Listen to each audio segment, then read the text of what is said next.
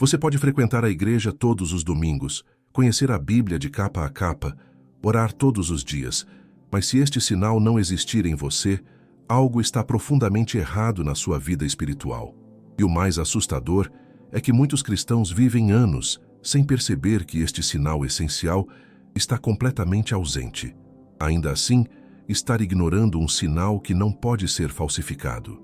A maioria dos cristãos nunca foi ensinada a observar isso, e por causa disso, muitos vivem confiantes, quando deveriam estar atentos. Hoje, eu quero te mostrar um sinal simples, silencioso e profundo, que revela se sua fé está viva ou apenas acostumada. Se ele não aparece na sua vida, algo precisa ser confrontado, e é melhor descobrir agora do que tarde demais. Há um sinal que deveria estar presente na vida de todo verdadeiro cristão. Um sinal que não pode ser fabricado, que não pode ser imitado, que não se compra com dinheiro nem se conquista com esforço humano. E quando este sinal está ausente, meu querido irmão, minha querida irmã, algo está profundamente errado na sua jornada espiritual. Este não é um sinal externo, não é uma placa pendurada no pescoço, mas uma marca interna que transborda para fora e que todos ao seu redor podem perceber. Charles Spurgeon, aquele gigante da fé que Deus levantou para ensinar gerações sobre a verdadeira vida cristã, costumava dizer que a religião verdadeira não é apenas o que professamos com os lábios, mas o que vivemos com o coração. E hoje, nesta mensagem que o Senhor colocou em meu coração, quero compartilhar com você sobre este sinal inegociável, esta marca que não pode faltar em quem realmente conhece a Cristo. Quantas vezes você já se perguntou se está realmente no caminho certo? Quantas noites você passou inquieto, questionando se sua fé é genuína ou apenas uma rotina religiosa vazia? Estas perguntas não são sinais de fraqueza, mas de honestidade espiritual.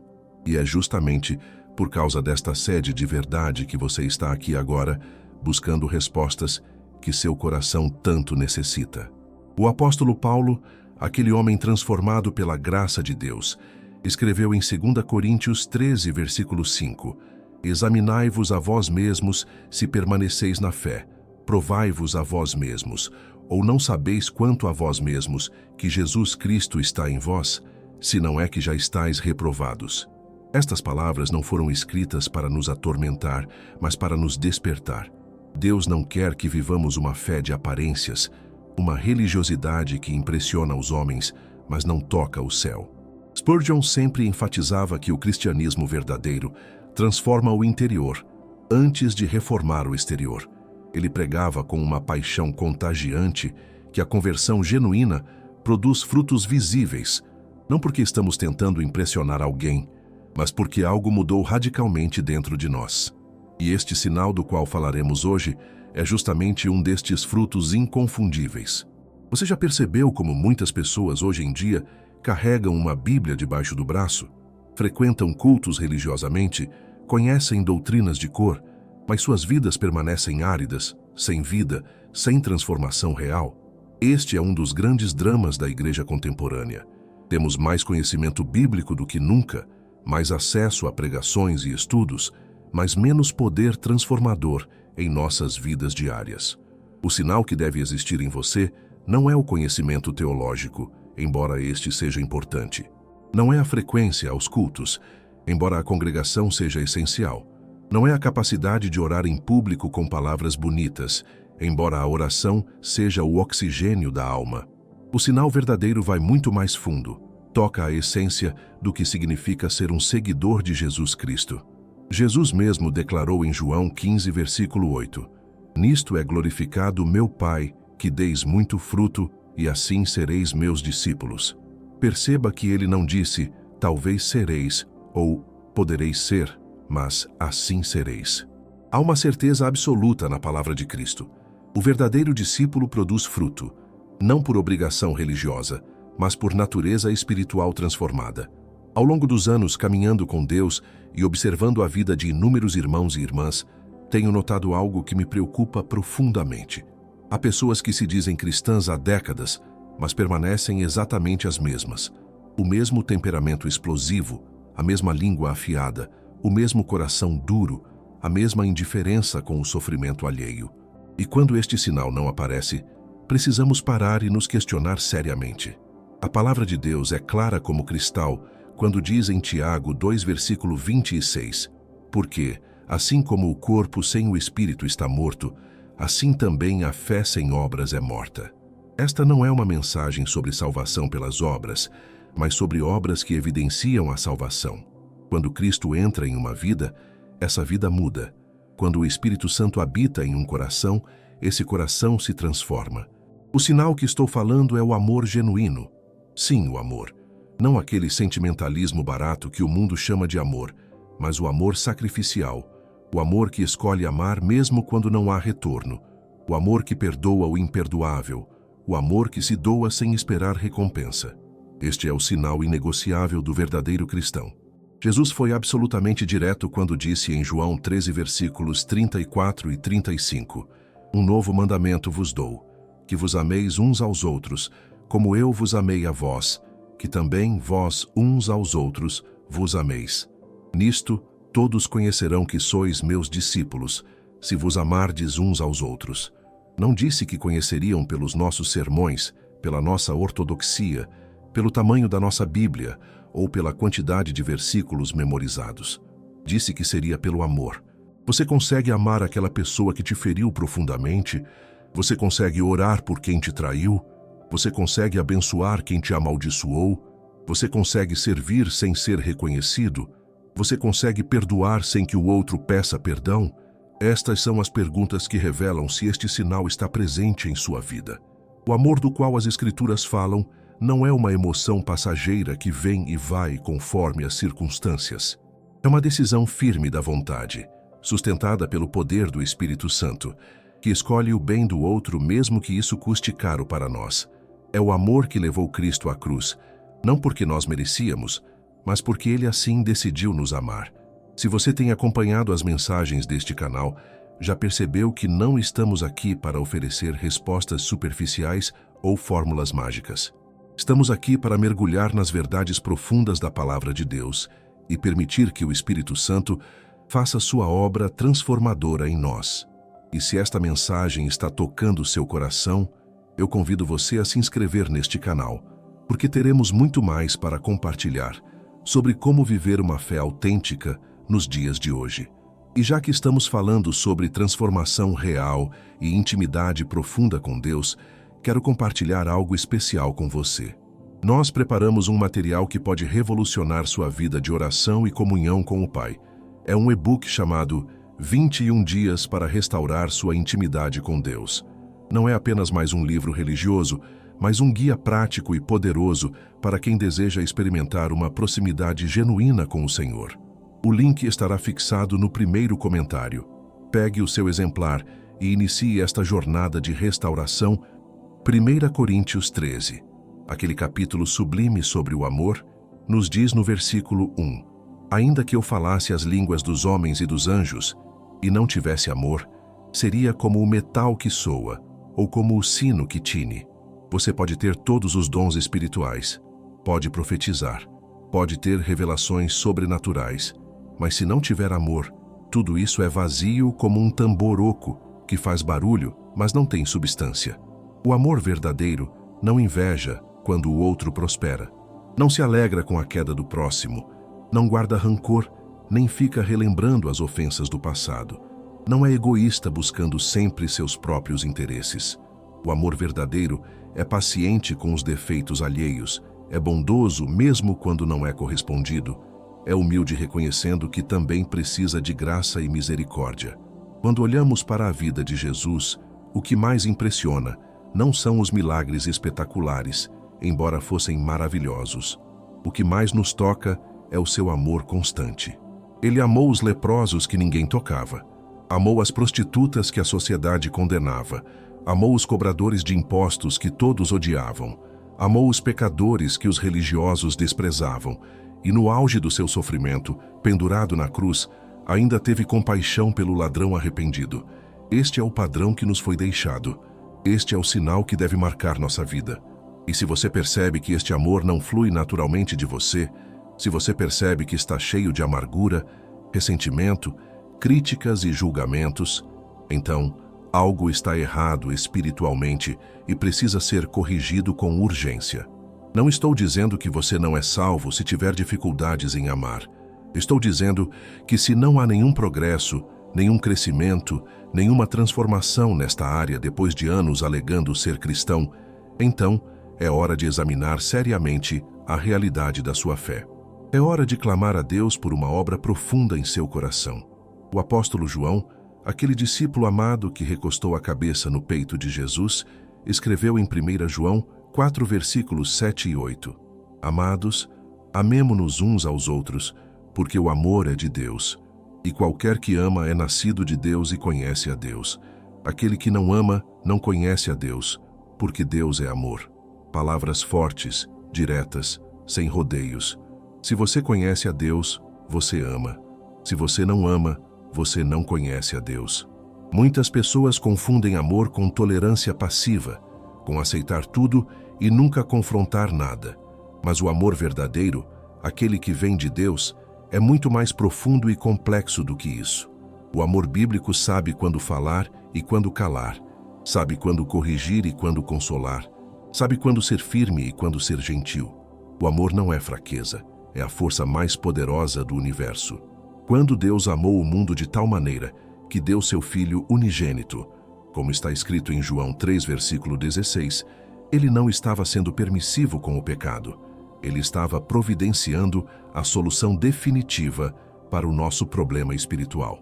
O amor de Deus não ignora a justiça, não passa a mão na cabeça da rebeldia, não finge que está tudo bem quando não está. O amor verdadeiro enfrenta a realidade de frente. Você já percebeu como é fácil amar quem nos ama de volta? Como é simples ser gentil com quem nos trata bem? Como é natural servir a quem nos aprecia e reconhece? Mas Jesus elevou o padrão a um nível completamente diferente. Ele disse em Mateus 5, versículos 43 a 45, Ouvistes que foi dito, amarás o teu próximo e odiarás o teu inimigo. Eu, porém, vos digo, amai a vossos inimigos, bendizei os que vos maldizem, fazei bem aos que vos odeiam e orai pelos que vos maltratam e vos perseguem. Amar os inimigos, bendizer quem nos amaldiçoa, fazer bem a quem nos odeia, orar por quem nos persegue. Isto não é humanamente possível. Nenhuma força de vontade, nenhum esforço pessoal, nenhuma disciplina religiosa consegue produzir este tipo de amor. Só o Espírito Santo operando em nós pode gerar um amor tão sobrenatural, tão contrário à nossa natureza caída. E é exatamente por isso que a ausência deste sinal é tão grave. Quando não conseguimos amar assim, não se trata apenas de uma falha moral ou de uma fraqueza de caráter. Trata-se de uma evidência de que o Espírito Santo não está controlando nossa vida, de que ainda estamos vivendo pela carne e não pelo Espírito. Pense em José, aquele jovem vendido como escravo pelos próprios irmãos. Ele tinha todos os motivos do mundo para odiar, para buscar vingança, para deixar a amargura consumir seu coração. Mas quando teve a oportunidade de se vingar, quando seus irmãos estavam completamente à sua mercê, ele escolheu o perdão. Ele escolheu o amor. E disse em Gênesis 50, versículo 20, Vós bem intentastes mal contra mim, porém Deus o intentou para bem. José viu a mão de Deus mesmo na traição, mesmo no sofrimento, mesmo na injustiça. E esta perspectiva espiritual só é possível quando há amor genuíno no coração. O amor nos faz enxergar além das circunstâncias, além das aparências, além da dor imediata. O amor nos conecta com os propósitos eternos de Deus. Você tem permitido que o amor de Deus flua através de você? Ou tem bloqueado este rio de vida com pedras de mágoa e muros de ressentimento? Você tem sido um canal de bênção ou um poço de amargura? Estas perguntas doem, eu sei, mas são necessárias se quisermos crescer espiritualmente. A verdade é que muitos de nós temos cultivado jardins de ofensas em nosso coração. Regamos diariamente essas plantas venenosas com nossas conversas negativas, com nossas ruminações mentais, com nossa recusa em perdoar. E depois nos perguntamos por que nossa vida espiritual está seca, por que nossas orações parecem não passar do teto, por que não sentimos a presença de Deus como antes. Em Mateus 6, versículos 14 e 15, Jesus foi cristalino. Porque se perdoardes aos homens as suas ofensas, também vosso Pai Celestial vos perdoará a vós. Se, porém, não perdoardes aos homens as suas ofensas, também vosso Pai vos não perdoará as vossas ofensas. Não há como escapar desta verdade. Não há como negociar com Deus nesta área. Ou perdoamos ou bloqueamos o perdão de Deus sobre nós. Talvez você esteja pensando, mas você não sabe o que fizeram comigo. Você não conhece a profundidade da minha dor. Você não entende a gravidade da ofensa que sofri. E você tem razão, eu não sei. Mas Deus sabe. E Ele continua pedindo que você perdoe. Não porque a ofensa foi pequena, mas porque Ele quer libertar você. O perdão não é um presente que você dá para quem te feriu. O perdão é um presente que você dá para si mesmo. Quando você perdoa, você não está dizendo que o que fizeram foi certo. Você está dizendo que não vai mais permitir que aquela situação controle sua vida, destrua sua paz, roube sua alegria. Você está entregando o caso nas mãos de Deus, o único juiz justo. O apóstolo Paulo, que sofreu perseguições terríveis, prisões injustas, açoites brutais, escreveu em Romanos 12, versículos 19 a 21. Não vos vingueis a vós mesmos, amados, mas dai lugar à ira, porque está escrito: minha é a vingança, eu recompensarei, diz o Senhor. Portanto, se o teu inimigo tiver fome, dá-lhe de comer, se tiver sede, dá-lhe de beber, porque fazendo isto, amontoarás brasas de fogo sobre a sua cabeça. Não te deixes vencer do mal, mas vence o mal com o bem. Vencer o mal com o bem. Que conceito revolucionário. Que estratégia poderosa. Não é reagir na mesma moeda. Não é retribuir ofensa com ofensa.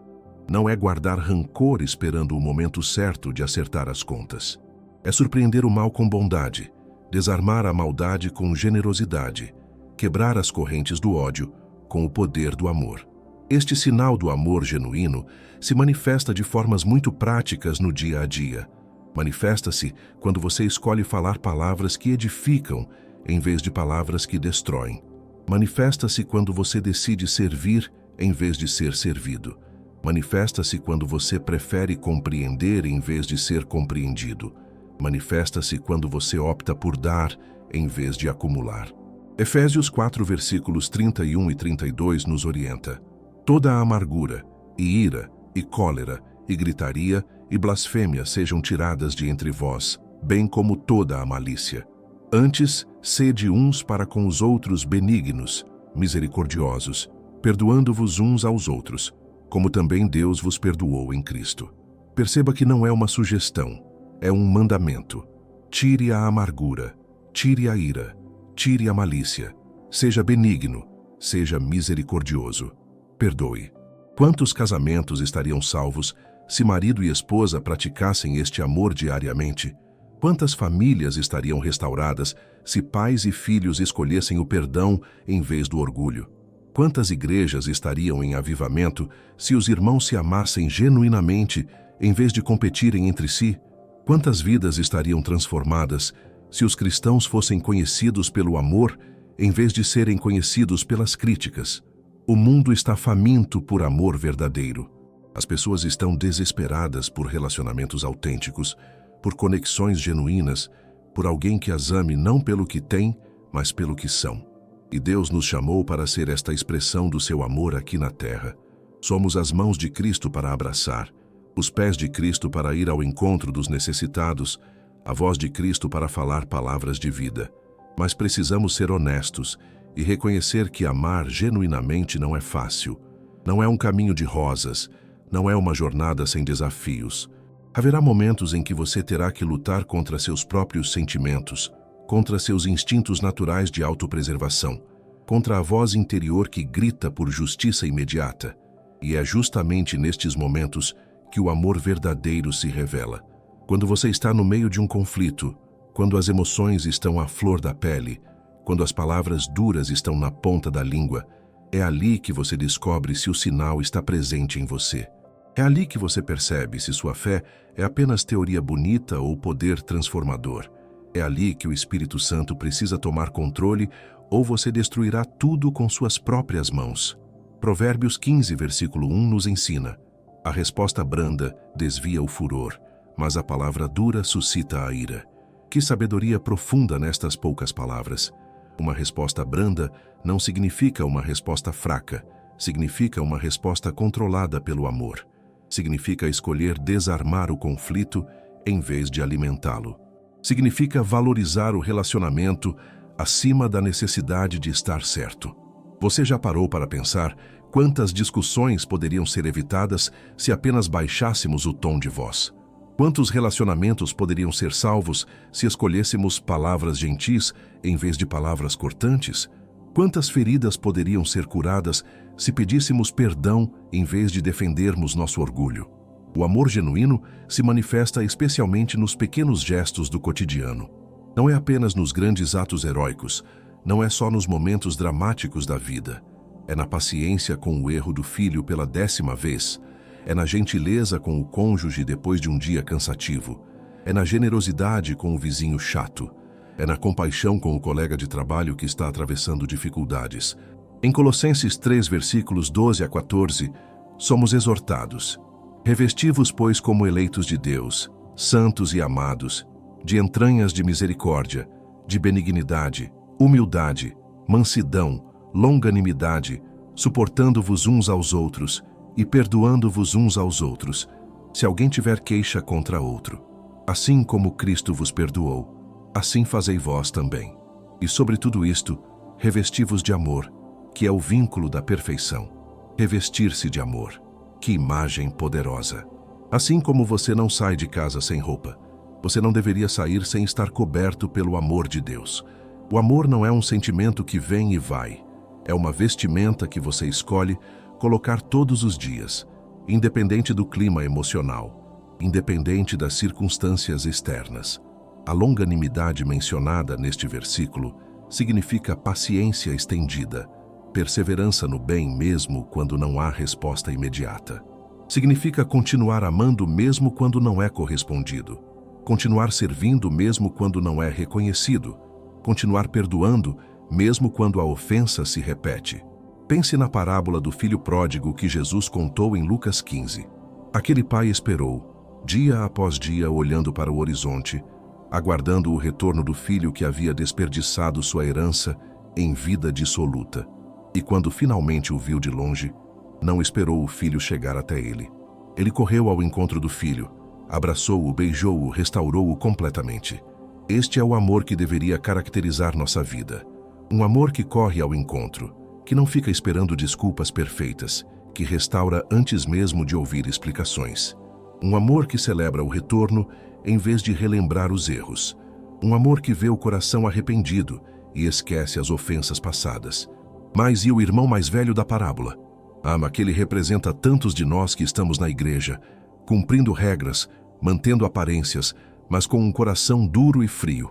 Ele ficou irritado com a festa para o irmão que voltou. Ele guardou ressentimento porque nunca lhe fizeram uma festa. Ele estava cheio de religiosidade, mas vazio de amor.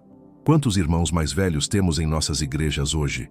Pessoas que servem há anos, mas com um espírito de cobrança, não de graça. Pessoas que conhecem a Bíblia de capa a capa, mas não conhecem o coração do Pai. Pessoas que criticam os que caíram em vez de ajudá-los a se levantar. Pessoas que medem espiritualidade por desempenho em vez de transformação interior. Jesus disse em João 13, versículo 35, Nisto todos conhecerão que sois meus discípulos, se vos amardes uns aos outros.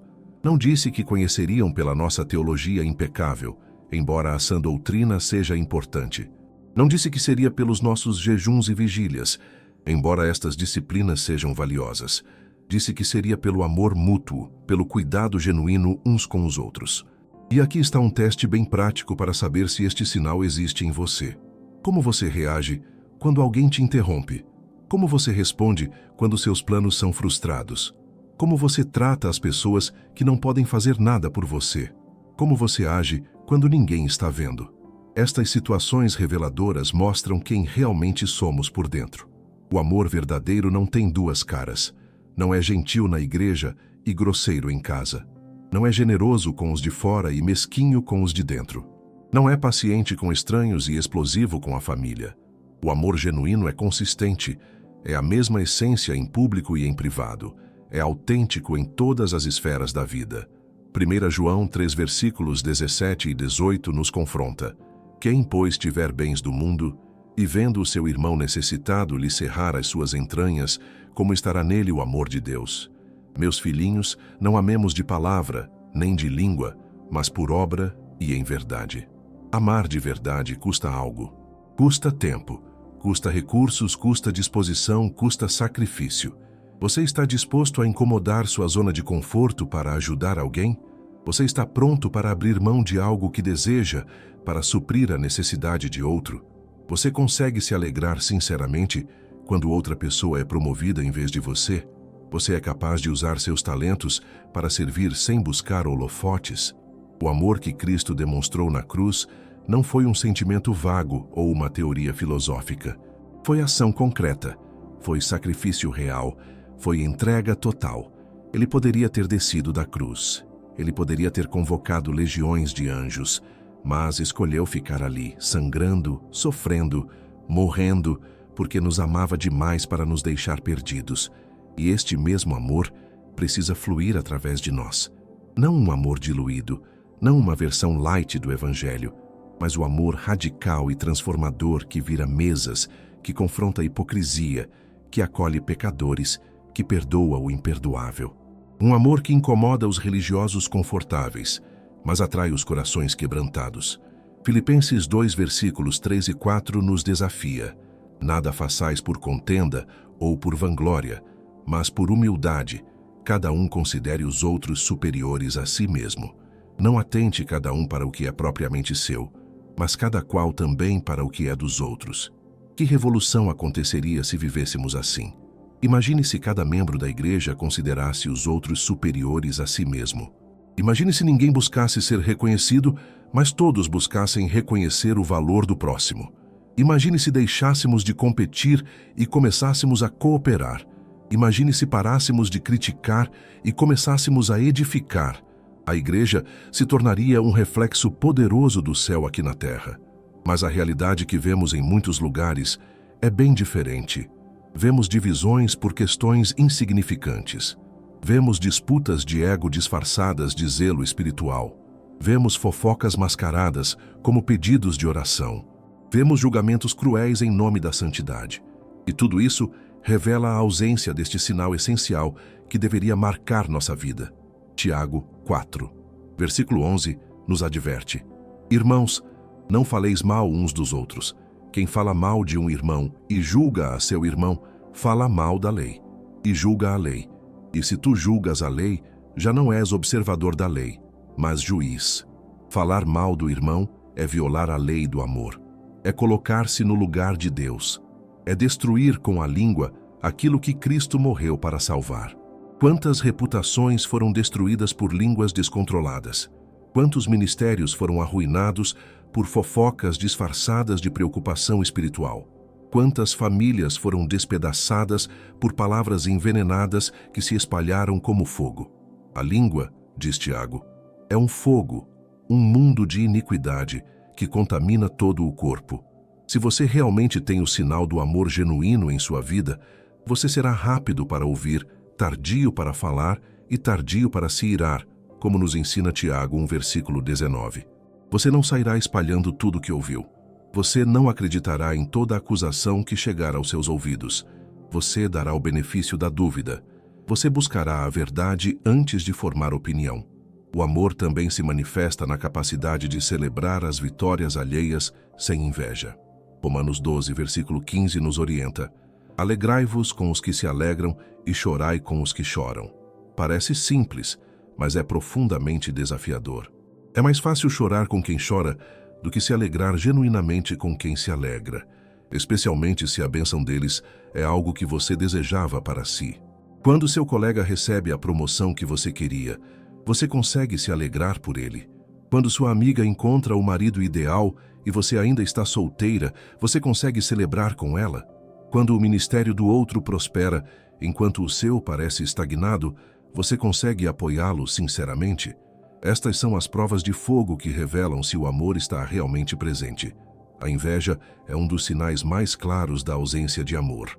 Provérbios 14, versículo 30 diz: O coração com saúde é a vida da carne, mas a inveja é a podridão dos ossos. A inveja corrói por dentro, destrói a paz, rouba a alegria, envenena a alma. E o pior é que muitas vezes disfarçamos nossa inveja com justificativas espirituais. Dizemos que fulano não merecia aquela bênção porque não é tão consagrado. Criticamos a escolha de Deus, questionando por que Ele abençoou aquela pessoa e não a nós. Diminuímos as conquistas alheias para nos sentirmos melhor com nossas próprias frustrações. Mas tudo isso é ausência de amor, é egocentrismo disfarçado de espiritualidade. O amor verdadeiro confia na soberania de Deus.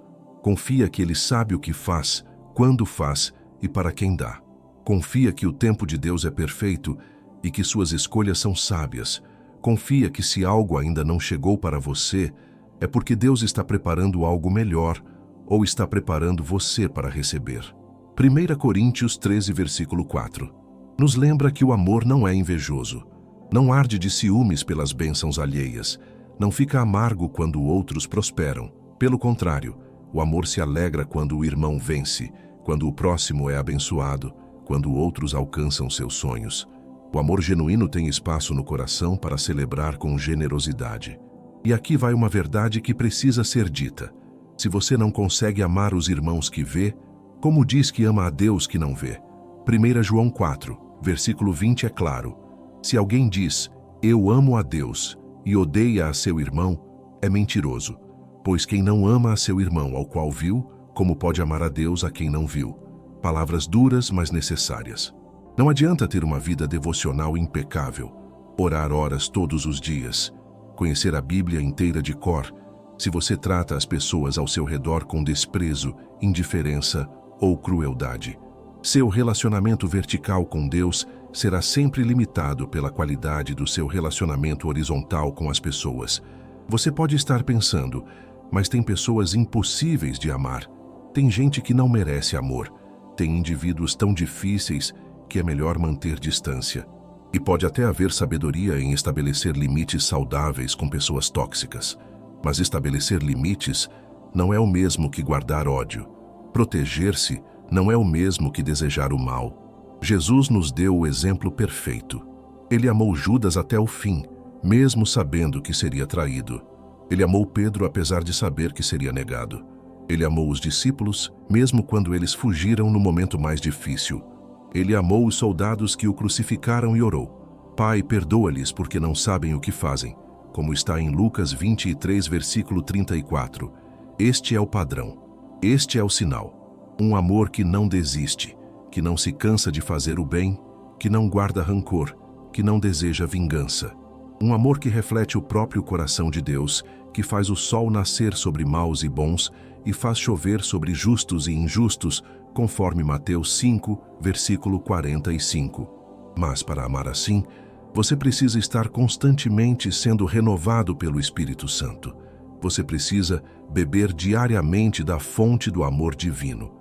Você precisa permitir que Deus cure suas feridas, quebre suas amarras, liberte seu coração. Porque ninguém consegue dar o que não tem. Ninguém consegue amar se não for amado primeiro. E aqui está a boa notícia. Deus te ama. Não por causa do que você faz, mas por causa de quem Ele é. Não pelos seus méritos, mas pela sua graça. Não porque você é perfeito, mas porque Ele é amor. E quando você realmente compreende, quando você verdadeiramente experimenta este amor incondicional, você se torna capaz de amar outros da mesma forma.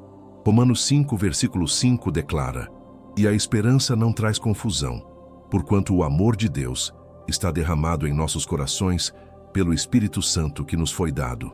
O amor de Deus não é algo que você precisa fabricar com esforço próprio. É algo que Ele derrama em você quando você se abre para receber. Então, meu querido irmão, minha querida irmã, hoje você foi confrontado com uma verdade poderosa. O sinal do amor genuíno precisa estar presente em sua vida. Este não é um opcional, não é um luxo espiritual. É a própria essência do cristianismo autêntico. Se ao longo desta mensagem o Espírito Santo tocou seu coração, se você reconheceu áreas onde o amor está ausente, não desanime, não se condene. Mas também não ignore o chamado de Deus para a transformação. Clame por uma renovação profunda. Permita que o amor de Deus inunde cada canto do seu ser e transborde para todos ao seu redor. Agradeço de coração por você ter dedicado seu tempo para assistir a esta mensagem. Sua busca por crescimento espiritual honra a Deus. Se este vídeo abençoou sua vida, por favor, inscreva-se no canal, deixe seu like, compartilhe com quem precisa ouvir esta palavra e comente abaixo como Deus falou com você. Continue conosco assistindo aos próximos vídeos que aparecerão na tela. Há muito mais que Deus quer compartilhar com você. E não se esqueça do nosso e-book 21 Dias para restaurar sua intimidade com Deus, disponível no link fixado no primeiro comentário. Este material pode ser a ferramenta que Deus usará para transformar sua vida de oração e comunhão. Que o Senhor te abençoe abundantemente e que o amor de Cristo reine em seu coração sempre.